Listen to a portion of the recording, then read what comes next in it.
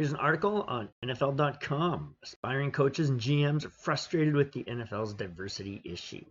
Number one, I say with diversity issue, but they should be frustrated that they can't win Super Bowls like Bill Belichick is winning Super Bowls. That's what they should all be frustrated with.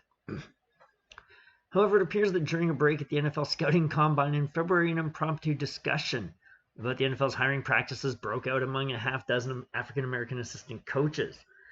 So Miami's Brian Flores was the only person of color to fill one of the 8 vacancies this offseason, just as Steve Wilkes in Arizona was the only minority to step into one of 7 openings last season. Equally troubling to them was that Wilkes was fired by the Cardinals after only 1 season, while Vance Joseph was dismissed in Denver after 2 seasons.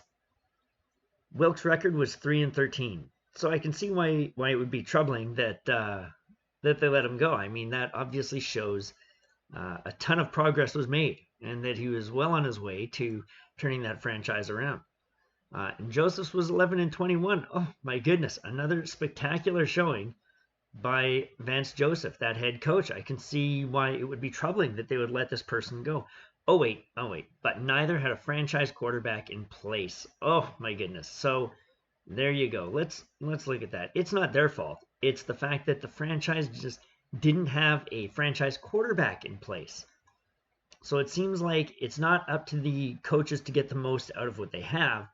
Never mind that people have gone to the Super Bowl with Trent Dilfer or Brad Johnson as their starting quarterbacks. That doesn't matter. You need that franchise quarterback, or the coach just can't be held responsible for a poor record.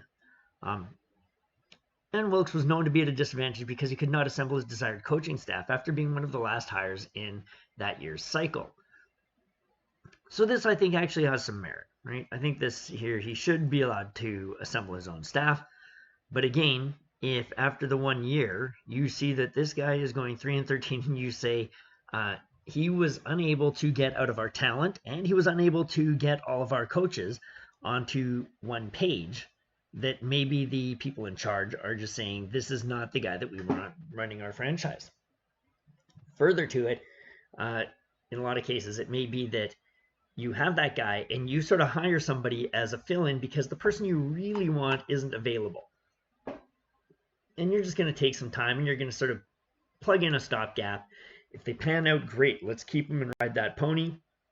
And if it doesn't pan out, you say, okay, great, let's freaking hit the ejector seat, and we'll just grab the guy now that we really wanted in the first place, but they weren't available. But anyway, come on, man. One of the assistants said, Indy, that ain't right. The frustration in their voices was as chilling as the near freezing temperature outside. Whew, man, I'm shuddering just thinking about how cold that is. Their emotions ping-ponged from incredulity to disappointment to anger. They wondered how 2 of them could fail to be considered for a head coaching interview despite possessing a wealth of experience, including a decade plus playing in the NFL and another decade working as assistant coaches, plus experience in the Super Bowl as a player or coach. While Cliff Kingsbury, who had never coached for 1 day in the NFL and had just been fired after going 35-40 at Texas Tech, could be hired by the Cardinals, and Zach Taylor, who had spent only 1 season as quarterbacks coach for the Rams, had no full-time experience as a coordinator, could get the Bengals job. So when we look at stuff, coaches who have university experience, university records are oftentimes misleading. I know I'm no expert on the subject, but here's how I see it. Oftentimes, they are a product of pure talent, because the major programs will be able to recruit far better talent. The major talent wants to go there because they're going to get seen on a national stage far more, and smaller colleges are going to have a tough go. So somebody being able to go, let's say 35-40 at Texas Tech. I don't know Texas Tech. Texas Tech may be a major program for all I care. I don't follow college football. But 35-40 at Texas Tech may be really good. Texas Tech may have a history of over 75 games. They may normally go 15-60. So then him coming in and going 35-40 is actually seen as a really bang up coaching job.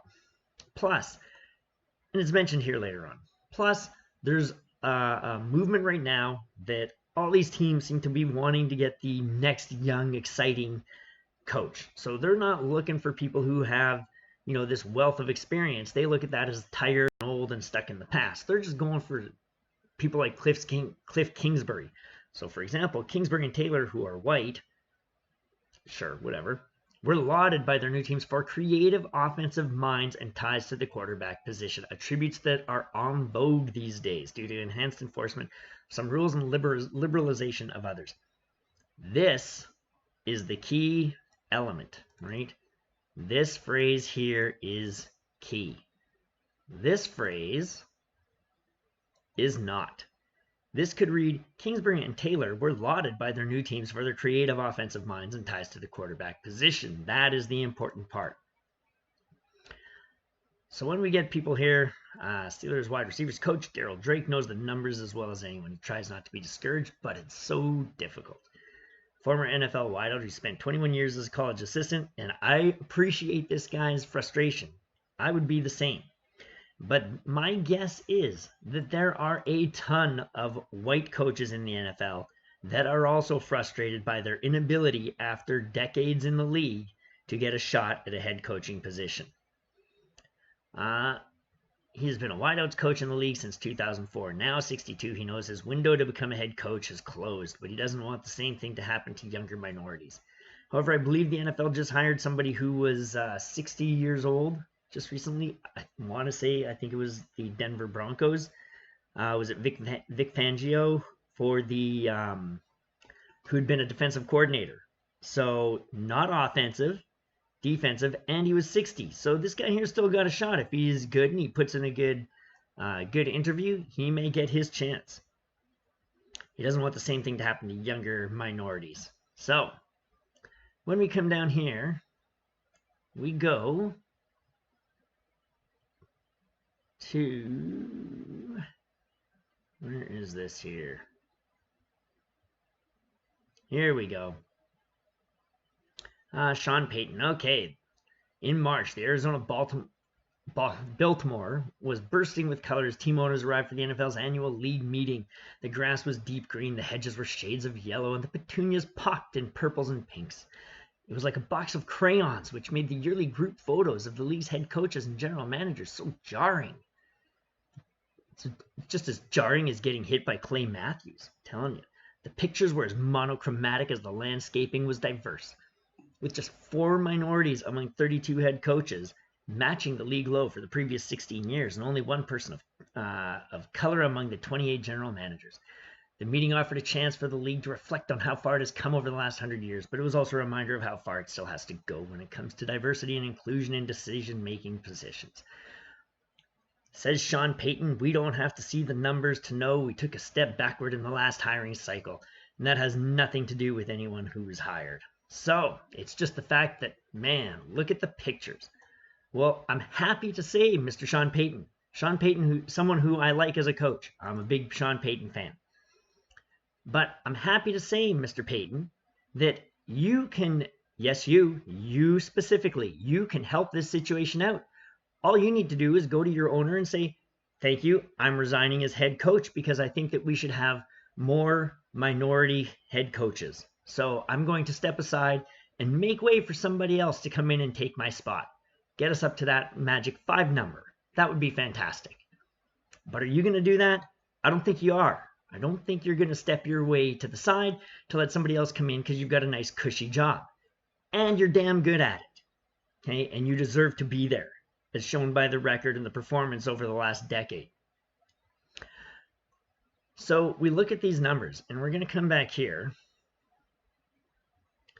So we look here. Brian Flores was the only person to fill one of the 8 vacancies. Only one of 8. That is freaking... That's not very many. That is freaking not very many. Let's see what kind of percentage that is. Let's go. 1 divided by 8. Oh, 12.5%.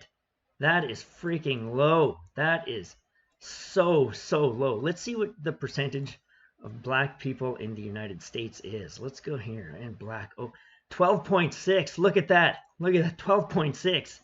Holy, 12.5. You are freaking low. You are totally off the mark. Oh my God. I can see why there's so much outrage.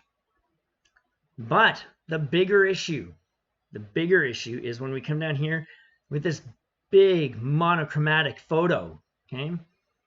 There were just 4 among 32. 4 people among the 32. Now, I'm no mathematician, okay? But that doesn't seem like very much.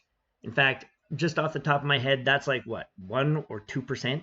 1 or 2% maybe? Maybe? I can't believe the league is so racist here. Let's see. Let's go. So we're going to go 4. Oh, actually, you know what? I may not be a mathematician, but I do think that that has a common denominator of 4. So I think that's 1. And then 32 divided by 4. Oh, geez, let me just rack my brain here. And what is that? 4. Oh, let's say 8. Let's say it's 8. Oops. So let's say that is 1 divided by 8. Those numbers seem familiar to me somehow. I don't know where I've heard those numbers before, but that probably doesn't matter. So let's see what kind of percentage this is. Oh, 12.5. 12.5%. That number sounds a little familiar too.